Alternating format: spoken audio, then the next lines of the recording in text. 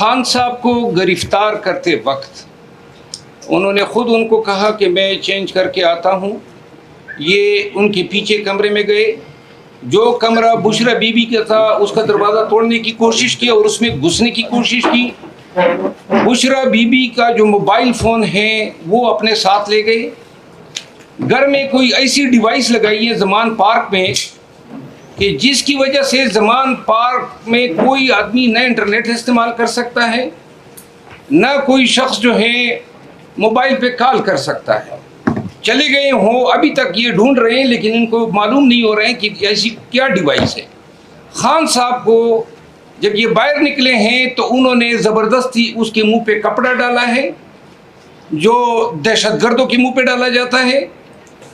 खान साहब ने कहा ये कपड़ा मेरे चेहरे से हटा दें कि जी इसकी इजाज़त नहीं है।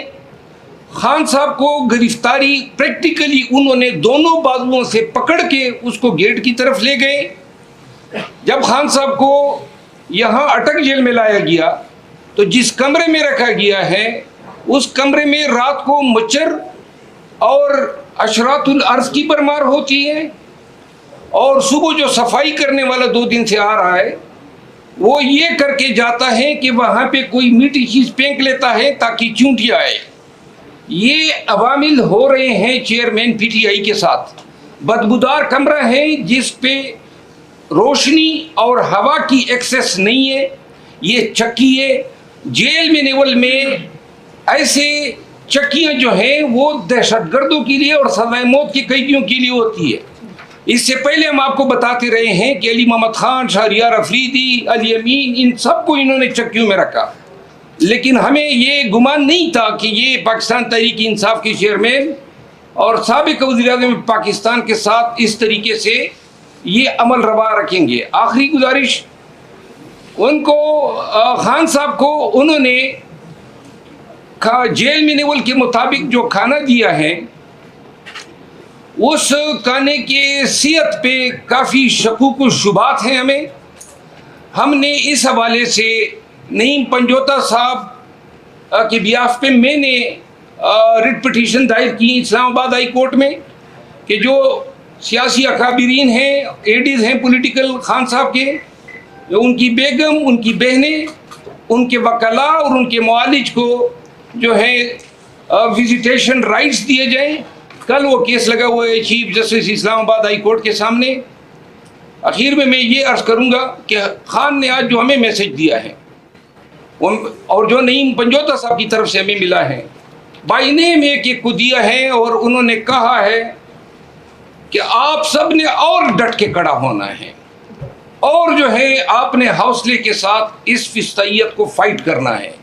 तो जो शख्स खुद जेल में इन हालात में नज़रबंद हो और वो औरों को हौसला बाहर भेज रहा हो, आप उसकी अपनी इस्तेकामत और मजबूती का खुद अंदाज़ा लगा सकते हैं। शुक्रिया। बिस्मिल्लाहिर्रहमानिर्रहीम।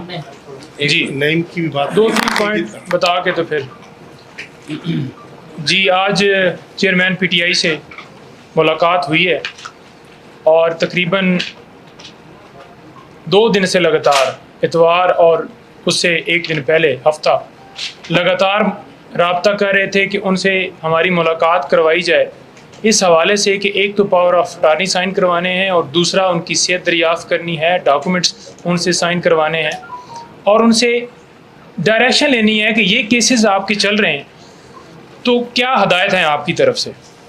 तो रात को 12 बजे मैसेज आया और बाद में एक कॉल आई, उन्होंने कहा जी कि आप 12 बजे कल आ जाएँ। उनसे यही गुजारिश की कि हमें 9 बजे सुबह करवा के दे दें ताकि हम आज जो तोशाखाना का फ़ैसला हमने चैलेंज करना है वो जल्दी हो जाए।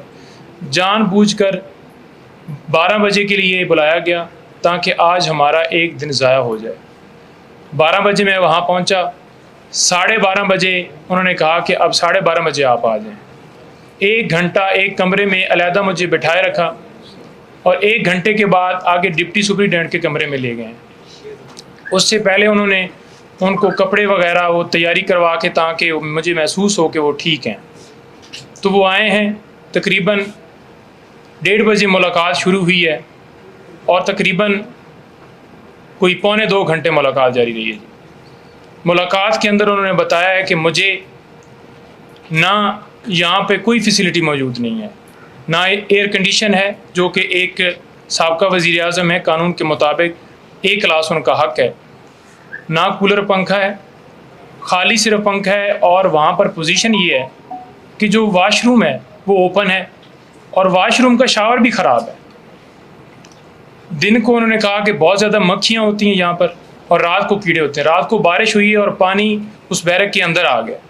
छोटा सा कमरा है, नमाज पढ़ने में भी उन्हें तकलीफ़ है। उसके साथ उन्होंने बताया कि मैंने खाने के हवाले से पूछा और उन्होंने बताया कि खाना जो है वो मुझे दाल वगैरह, मुझे उसका कोई इशू नहीं है। मेरा सिर्फ़ एक मैसेज है कि यहाँ पर दो रास्ते हैं, या आज़ादी या ग़ुलामी। मुझे अगर ये D क्लास में भी रख दें तो मुझे कोई फ़र्क नहीं पड़ता, मैं D क्लास में भी रहने के लिए तैयार हूँ। लेकिन क्योंकि तुम पूछ रहे हो तो मैं तुम्हें बता रहा हूँ कि इस तरह से मुझे करें। कुरान पाक मुझे पढ़ने का मौका मिल गया और मैं वो पढ़ रहा हूँ, इबादत कर रहा हूँ, लेकिन इनसे जितना हो सकता है ये उतना कर रहे हैं मेरे साथ। जानबूझ के एक पूरी प्लानिंग के तहत मुझे दोबारा अगवा किया गया। पहले उन्होंने कहा कि 9 मई को किया और आज फिर इसी तरह अगवा किया। वो कैसे किया कि मैंने खुद कहा है कि मैं आने के लिए तैयार हूँ। दरवाजे तोड़ के ये बुशरा बीबी के कमरे तक ये तोड़ने की कोशिश की और अंदर घुस गए। बीबी के मोबाइल भी लिए इन्होंने और पूरे कमरों की तलाशी लिए, सारे तोड़े हैं शीशे। उन्होंने कहा है कि आपने इसके ऊपर लीगल एक्शन लेते हुए इनके ख़िलाफ़ कार्रवाई करनी है और इनके ख़िलाफ़ जो है मीडिया के ऊपर बताना है कि इन्होंने कैसे किया। उनके गार्ड जो हैं उनके हवाले से उन्होंने मैसेज दिया है कि वो बिल्कुल बताएं कि मेरे गार्ड्स को, मेरे जो साथ स्टाफ था उनको गिरफ़्तार करके ले गए। 1 बजे गिरफ़्तारी की है और FIR दे रहे हैं 4:20 की। वो सिर्फ़ और सिर्फ इसलिए दे रहे हैं 4:20 की FIR ताकि वो इस चीज़ को कवर कर सकें कि वो जो ऑर्डर आया था तो फ़ौरन जो WhatsApp वाला वो सारा बन रहा है कि आपको WhatsApp के ज़रिए भेजा गया।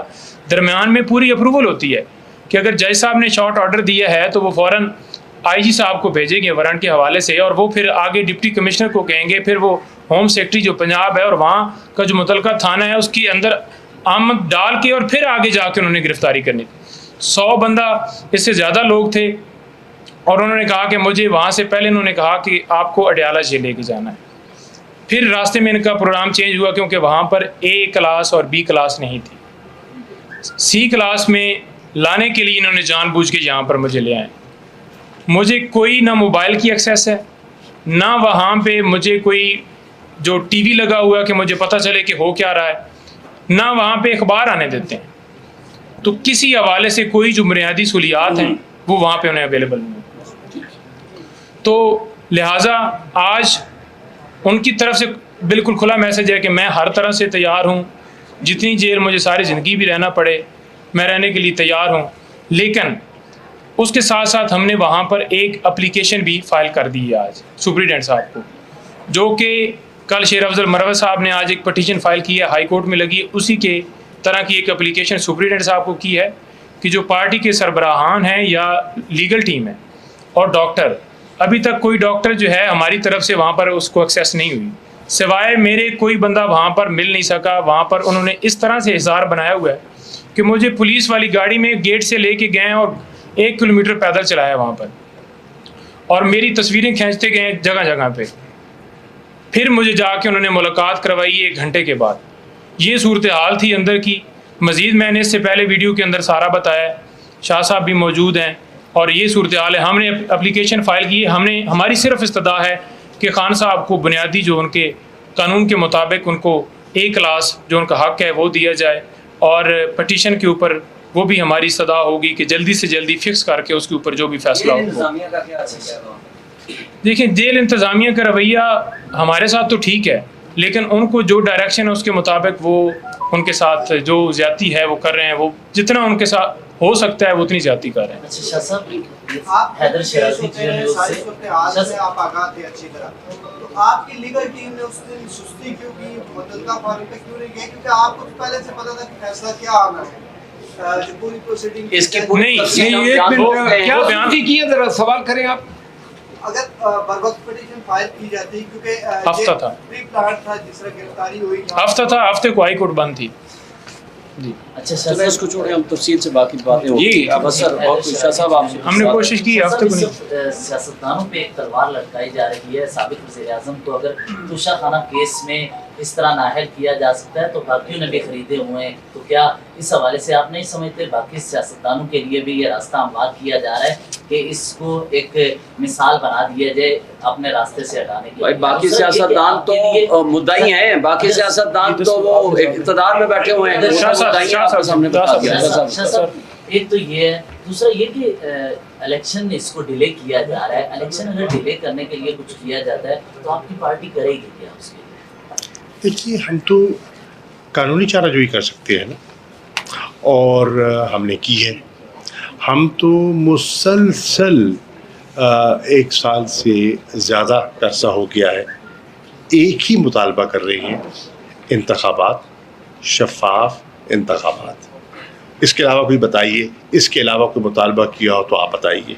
एक ही मुतालबा है, इंतखाबात, क्योंकि हम दयानतदारी से समझते हैं कि शफाफ, फ्री, फेयर, क्रेडिबल इलेक्शन ही मुल्क को आगे बढ़ा सकते हैं।